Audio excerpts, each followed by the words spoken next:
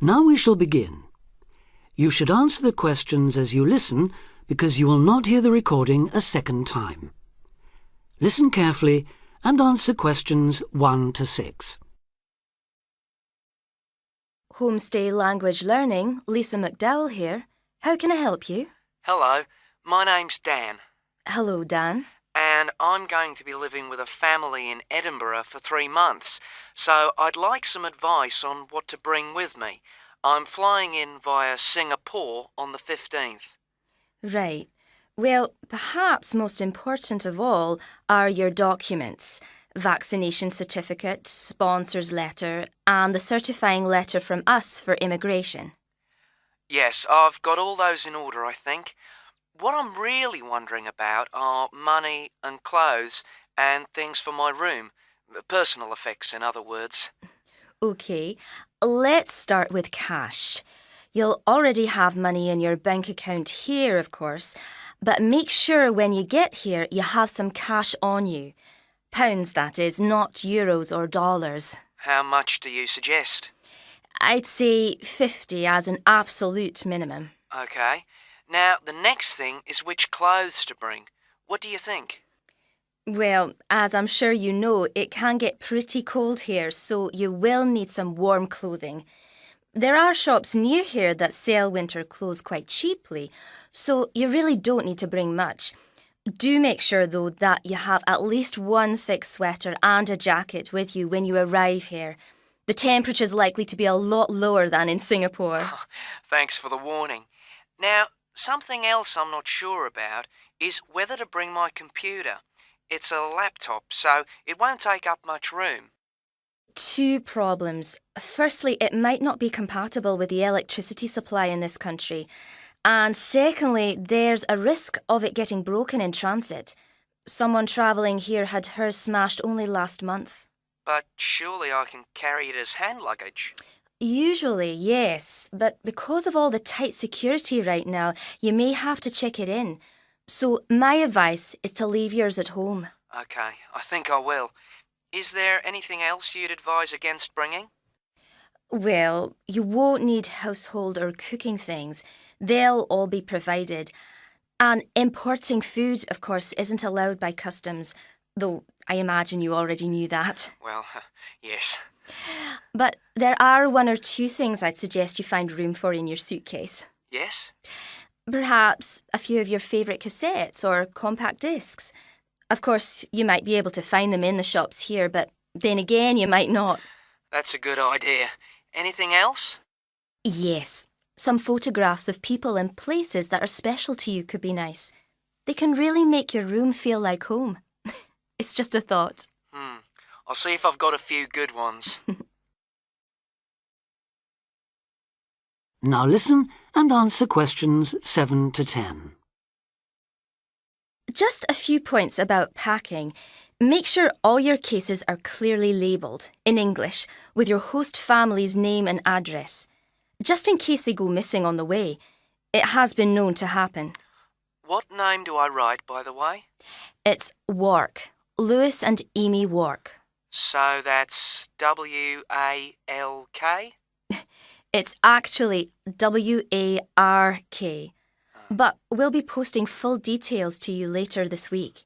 Right, fine. And I'd better put some essentials in my hand luggage, enough for a night or 2 in case, as you say, anything happens to my main cases. Yes, I'd recommend a change of t-shirt and socks and so on, plus any medication you may need, and a toothbrush, of course. And my tights. Your tights? Yes, for the flight. Wearing them helps prevent deep vein thrombosis when you're flying long distances, not getting any exercise. Oh yes, I've heard about that. Now, talking about exercise, there's one last thing. When you've packed your baggage, check you can carry it, all of it, at least 500 metres without any help. You may have to do that. OK. Well, thanks for all your help. You've cleared up a lot of points. Oh, you're welcome. Have a safe journey, and we'll look forward to seeing you next month. Bye. Bye. Now, listen carefully and answer questions 11 to 15. Hi, Hello. how can we help you? Is this the Office of Institutional Real Estate? Yes, sir. My name's Alice Baum, and I'm a university housing supervisor. Oh, good. I wonder if you could help me. I'll certainly try, sir. I'm hoping to rent an apartment from September when I begin here, and I'd really like some advice on where to rent and how to rent a place. Advice on renting in Manhattan. We've got plenty of advice about that. The first thing to think about are the prices. New York is an expensive place to live, and Manhattan is the most expensive place in New York. Everyone wants to be here. In most areas of Manhattan, you'll have great difficulty finding a studio apartment for less than $1,300 to $1,400 per month. But there are areas just outside Manhattan, within a 30 to 40-minute commute, where you can find a decent studio apartment to rent for $850 to $1,000 per month. That's a big difference. But then there are travel costs on top of that. Yes, there are. If you're prepared to make compromises in your choice of accommodation, perhaps you can find an apartment you like and can afford. Monthly rents also depend on two other factors: apartment size and then amenities. Can you tell me a bit more about that? Basically, bigger flats get higher rents, so if you can live without a lot of space, it's much cheaper. And if you're willing to take a flat which has street noise or doesn't have much natural light, then you may save some more money. I see. However, you could go the other way and get a bigger flat and share it with another student. You can cut costs by sharing a large bedroom. To find a roommate, check the listings for apartment shares in the housing registry. Share a flat. I hadn't given that idea much thought. Lots of our students do that. What about amenities? Can you explain that a bit more? You need to decide what facilities you really would like and what you can do without. For example, do you want a doorman? Would you like an elevator? These kinds of things put the prices up. I don't think I need a doorman. Is there anything else I should know? Yes, remember, the housing market is very competitive, especially for affordable apartments. You need to be prepared to make decisions quickly and be flexible with your plans. Don't start your search earlier than 4 weeks before you want to move in, because tenants only need to give landlords 30 days notice of their departure. Okay.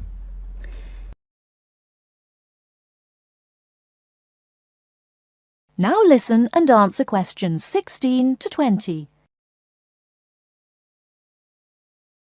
And make apartment hunting your life for 2 or 3 weeks. That should be enough time to get familiar with the market and find what you're looking for. What's the best way of finding a place?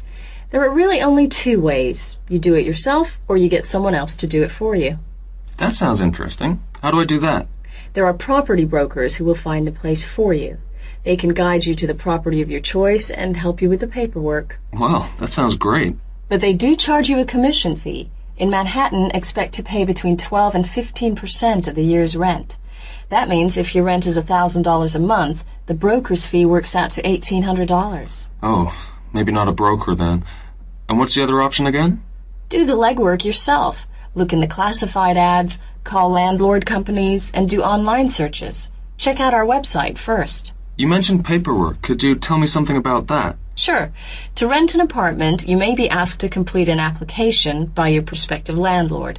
You may also be asked to pay between $50 and $200 for credit reports. Landlords want to see evidence of steady income and good credit. I see. Because you're a full-time student, most landlords will require a guarantor, someone to guarantee you will pay the rent on time. And when the landlord approves your apartment application, be prepared to pay the first month's rent and the deposit when you sign the lease. That's a lot to think about, and it sounds like a lot of hard work. Thank you very much for the advice. You're very welcome, and good luck.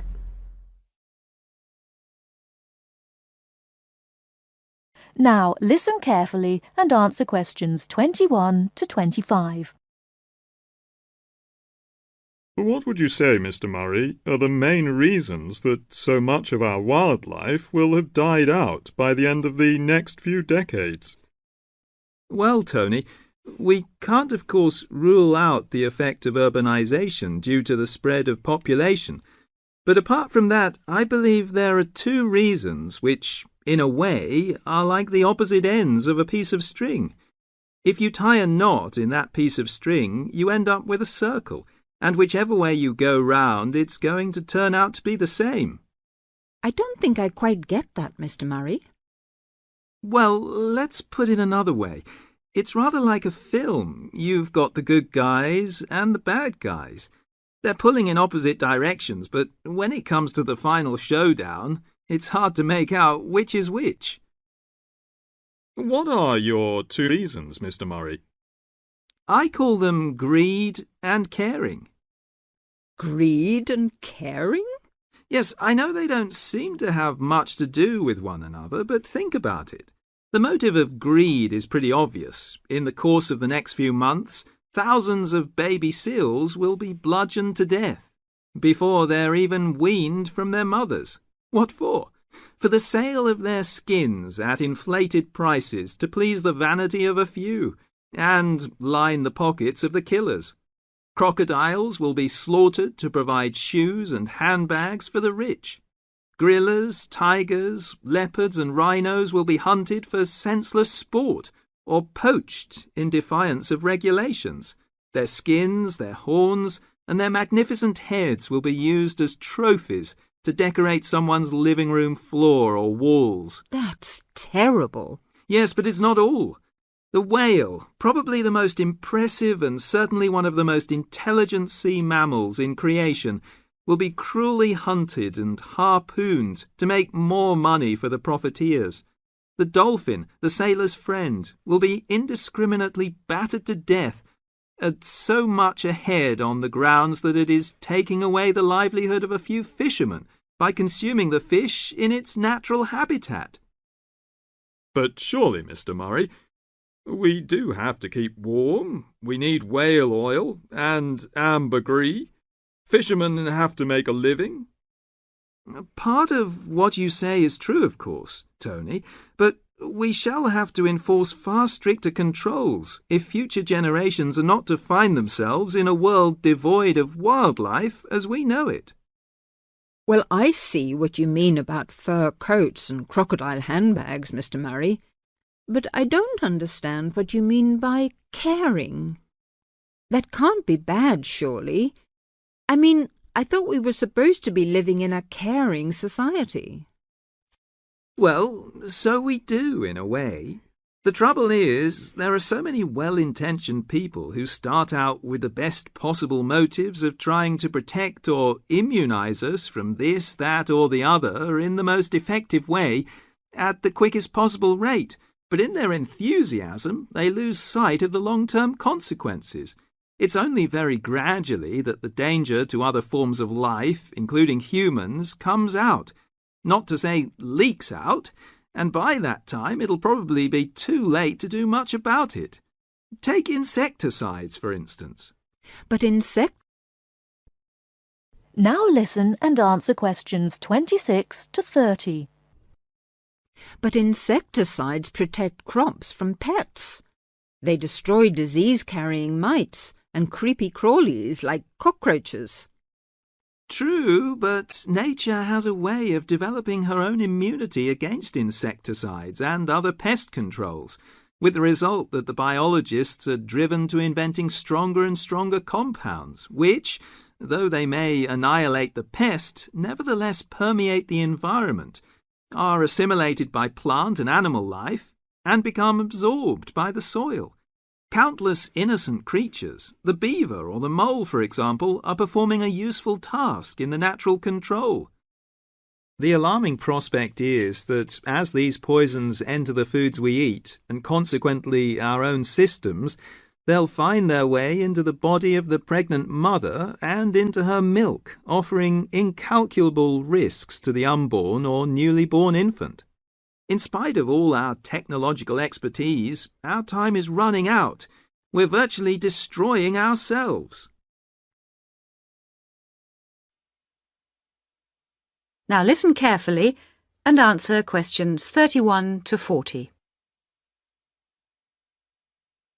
Last week we looked at some general principles associated with marketing, and today I'd like to look at some of those points in a little more detail.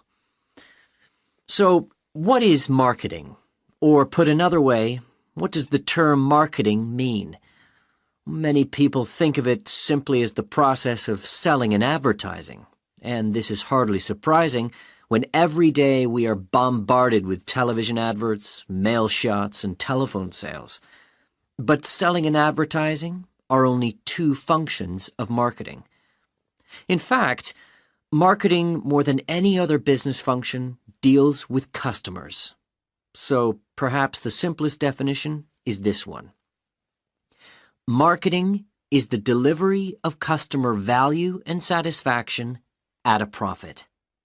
In other words, finding customers, keeping those customers happy, and making money out of the process. The most basic concept underlying marketing is the concept of human needs. These include basic physical needs for things like food, as well as warmth and safety. And marketers don't invent these needs. They're a basic part of our human makeup. So, besides physical needs, there are also social needs. For instance, the need to belong and to be wanted. And in addition to social needs, we have the need for knowledge and self-expression, often referred to as individual needs. As societies evolve, members of that society start to see things not so much in terms of what they need, but in terms of what they want. And when people have enough money, these wants become demands. Now, it's important for the managers in a company to understand what their customers want if they're going to create effective marketing strategies. So there are various ways of doing this. One way at supermarkets, for instance, is to interview customers while they're doing their shopping. They can be asked about their buying preferences, and then the results of the survey can be analyzed. This provides reliable feedback on which to base future marketing strategies. It's also quite normal for top executives from department stores to spend a day or two each month visiting stores and mixing freely with the public, as if they were ordinary customers, to get an idea of customer behavior. Another way to get information from customers is to give them something. For instance, some fast food outlets give away vouchers in magazines or on the street that entitle customers to get part of their meal for nothing. As well as being a good way of attracting customers into the restaurants to spend their money, it also allows the managers to get a feel for where to advertise and which age groups to target. Another strategy employed at some well-known theme parks, such as Disneyland, is for top managers to spend at least one day in their career touring the park dressed as Mickey Mouse or some other cartoon character. This provides them with the perfect opportunity to survey the scene and watch the customers without being noticed. Okay, well, we mentioned customer satisfaction at the beginning of this lecture, and I'd like to return briefly to that as it relates to what we've just been talking about. If the performance of a product falls short of the customer's expectations, the buyer is going to be dissatisfied. In other words, if the product you buy isn't as good as you'd expected, then the chances are you'll be unhappy about it. If, on the other hand, performance matches expectations and the product you buy is as good as you expected, then generally speaking, the buyer is satisfied. But smart companies should aim one step higher. They should aim to delight customers by promising only what they can be sure of delivering and then delivering much more than they promised. So then, if, as sometimes happens, performance is better than expected, the buyer is delighted and is twice as likely to come back to the store. Now, let's move on to look at the role of advertising. You now have half a minute to check your answers.